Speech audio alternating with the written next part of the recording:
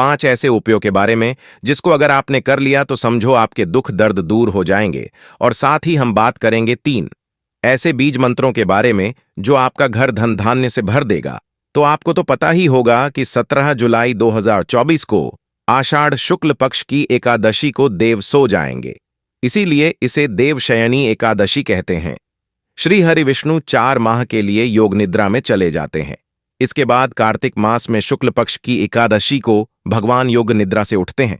तो चलिए अब जानते हैं इस दिन के शुभ मुहूर्त, महत्व, उपाय, 3 मंत्र, व्रत कथा और सरल पूजा विधि। एकादशी तिथि देवशयनी एकादशी तिथि 16 जुलाई 2024 को शाम जो 4:29 पर प्रारंभ होगी, जो कि 17 जुलाई को दोपहर 2:13 पर समाप्त होगी।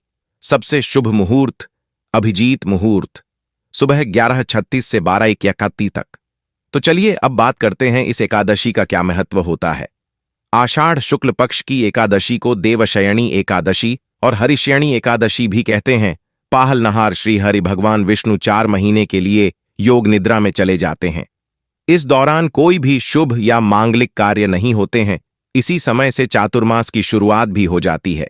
देवशयन एकादशी के बाद 4 महीने तक सूर्य, चंद्रमा और प्रकृति का तेजस तत्व कम हो जाता है। शुभ शक्तियों के कमजोर होने पर किए गए कार्यों के परिणाम भी शुभ नहीं होते। इस दौरान साधुओं का भ्रमण भी बंद हो जाता है। वह एक जगह पर से दौरान सभी धाम ब्रज में आ जाते हैं, इसलिए इस दौरान ब्रज की यात्रा बहुत शुभकारी होती है। अगर कोई व्यक्ति ब्रज की यात्रा करना चाहे तो इस दौरान कर सकता है। देवशयनी एकादशी व्रत करने और इस दिन भगवान श्री हरि की विधिवत पूजन सभी प्रकार के पापों का नाश होता है। सारी परेशानियां खत्म हो जाती हैं, मन शुद्ध होता है, सभी विकार दूर हो जाते हैं, दुर्घटनाओं के योग टल जाते हैं। देवशयनी एकादशी के बाद शरीर और मन तक नवीन हो जाता। इस पावन दिन व्रत रखने से सभी तरह के पापों से मुक्ति मिल जाती है। इस व्रत को करने से व्यक्ति की सभी मनोकामनाएं पूरी हो जाती हैं।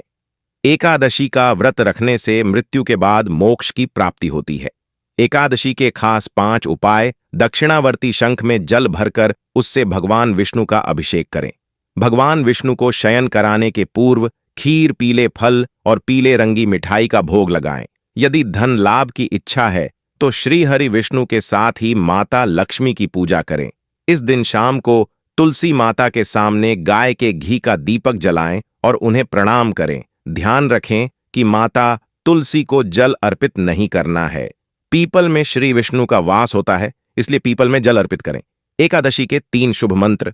1 बट्टा हरिशयन मंत्र। सुप्ते त्वयि जगन्नाथ जमत सुप्तम भवेदिदम विबुद्धे त्वयि बुद्धम च जगत सर्वचराचरम। 2 बाट देवशयनी एकादशी संकल्प मंत्र। सत्यस्थ सत्य संकल्प, सत्यवित, सत्यदस तथा धर्मो धर्मी च कर्मी च सर्वकर्म विवर्जित कर्मकर्ता च कर्मैव क्रिया कार्यम तथैव च श्रीपतिर्नृपतिः श्रीमान सर्वस्य पतिरूर्जित। नमस्कार दोस्तों, स्वागत है आपका एक बार फिर से हमारी वीडियो में। तो आज की वीडियो में हम बात करेंगे देवशयनी एकादशी पर किए जाने वाले कुछ ऐसे खास उपायों के बारे में जिनको अगर आप केआर लेते हैं तो आपका घर परिवार खुशियों से भर जाता है। साथ आपके जितने भी बिगड़े काम होते हैं वे भी बनने लग जाते हैं। आषाढ़ माह के शुक्ल पक्ष की एकादशी को देवशयनी या हरिशयनी एकादशी कहते हैं। इस साल देवशयनी एकादशी 17 जुलाई 2024 को है। इस दिन श्री हरि विष्णु की पूजा करने से कई गुना अधिक फल की प्राप्ति होती है। देवशयनी एकादशी के दिन से ही जगत के पालनहार भगवान विष्णु का निद्रा का शुरू हो जाता है, यानी इसी दिन से चतुर्मास की शुरुआत होती है। चतुर्मास शुरू होने के बाद से सारे शुभ और मांगलिक कार्यों पर रोक लग जाती है। 4 माह की निद्रा के बाद कार्तिक मास में शुक्ल पक्ष की एकादशी को जब भगवान विष्णु योग निद्रा से उठते हैं तब फिर से सभी मांगलिक कार्य शुरू हो जाते हैं। इस बार चातुर्मास 4 माह की बजाय 5 माह तक रहेंगे। देवशयनी एकादशी के दिन भगवान विष्णु की पूजा के अलावा कुछ उपाय करने से जीवन में खुशियां आती हैं। चलिए जानते हैं इस दिन कौन से उपाय करने चाहिए। देवशयनी एकादशी के दिन स्नान आदि के बाद साफ कपड़े पहनें और तुलसी के पौधे की पूजा करें। तुलसी से अपने अच्छे दाम्पत्य जीवन के लिए प्रार्थना करें। इससे आपके दाम्पत्य जीवन में मधुरता बनी रहेगी। साथ हूं आपका परिवार भी हंसी खुशी रहने लग जाता है। चलिए अब बात करते हैं, अगर आपके पास भी हमेशा पैसों की तंगी बनी रहती है, साथ कर्ज भी बढ़ गया है, तो ये उपाय आपको राहत दिलाएगा। देवशयनी एकादशी के दिन पूजा के दौरान 1 रुपए का सिक्का श्री हरि विष्णु की फोटो के पास रख दें। फिर पूजा के बाद इस सिक्के को लाल कपड़े में बांधकर अपनी तिजोरी में रख लें। इससे भगवान विष्णु के साथ आप पर मां लक्ष्मी की कृपा बनी रहेगी और द्वार में धन धान्य की कमी नहीं होगी।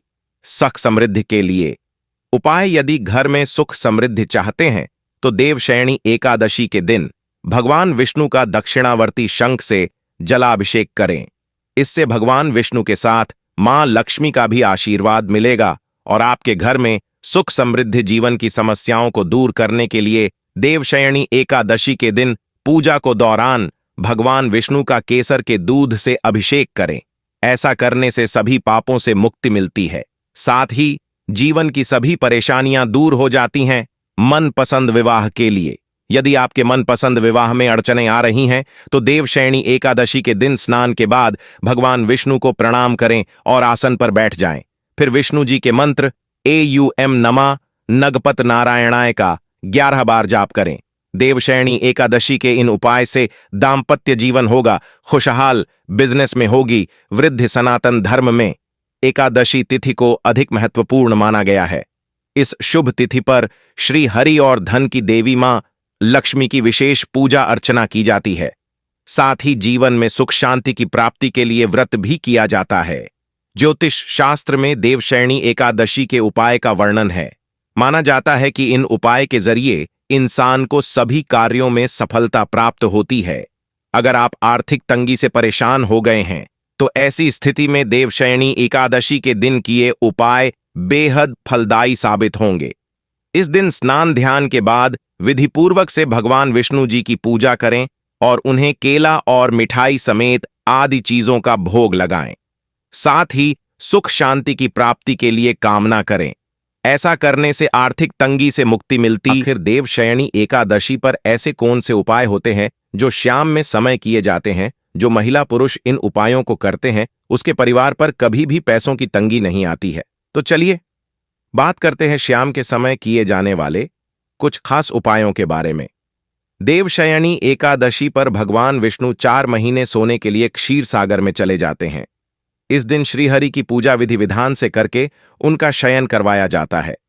आइए जानते हैं क्या है ये उपाय। देवशयनी एकादशी पर तुलसी की जड़ का उपाय करना बहुत शुभ माना जाता है।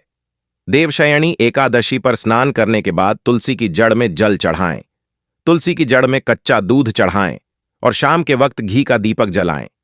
शाम के वक्त तुलसी माता की आरती करें। इस उपाय को करने से धन की देवी मां लक्ष्मी प्रसन्न होती है। देवशयनी एकादशी पर शाम को मां लक्ष्मी और भगवान विष्णु की पूजा करने के बाद लाल कपड़े में तुलसी की जड़ लपेटकर उसे कलावे के साथ गले में पहन लें।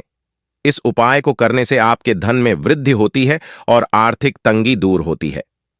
देवशयनी एकादशी की रात को 1 रुपये का सिक्का भगवान विष्णु की तस्वीर के पास रख दें। रात भर यह सिक्का वहीं रहने दें। अगले दिन सुबह यह सिक्का उठाकर लाल कपड़े में बांधकर अपने धन के स्थान में रख दें। इस उपाय को करने से मां लक्ष्मी आपसे प्रसन्न होती हैं और आपके घर में धन धान्य की कभी कमी नहीं होती है। अनाज और गौ का दान करें। नौकरी में सफलता पाने के लिए गुड़ और चने का दान करें। इसके अलावा आप किसी जरूरतमंद को वस्त्र दान करें। इस दिन किसी गरीब ब्राह्मण को पीला गमछा दान करना बहुत अच्छा माना जाता है। देवशयनी एकादशी पर शाम के वक्त तुलसी के पत्तों की माला भगवान विष्णु को अर्पित करें। उसके बाद अगले दिन सुबह